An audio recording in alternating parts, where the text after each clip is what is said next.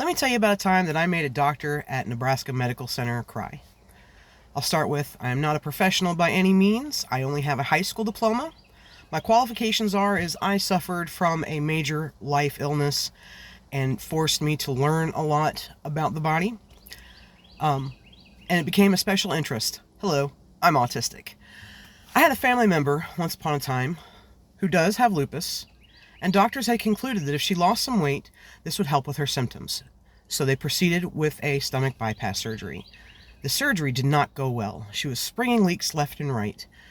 And I take her to one of her follow-up appointments from a CAT scan so that we can get an update on what to do next, because she has sprung a leak.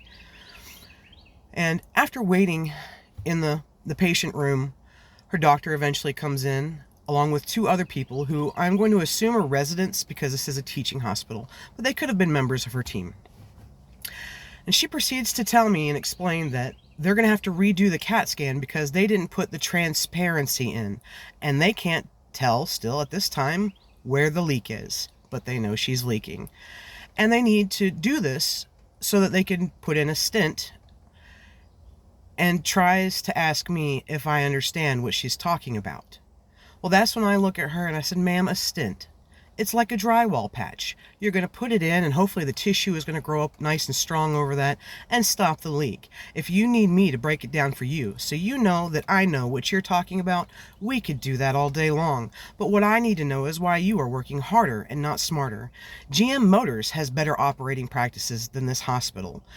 And beyond that, what if this doesn't work? Because nothing has. I need you thinking about plan B and plan C, because this is absolutely ridiculous. And I look at her at this point and I have the autistic gaze going on, and she is just, her eyes are watering and the tears start to fall, and she is shaking her head comes down, and she goes, you're right, and I will, and we're going to work on those other plans, and we're going to get this figured out.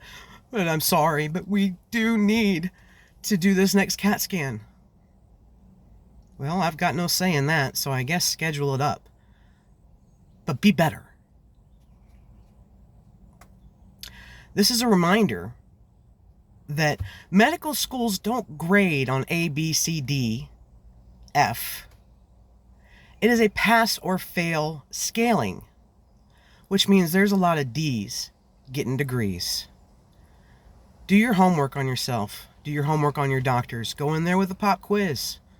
Be ready. And if they don't have the answers, they don't have your best health in mind. Be safe out there.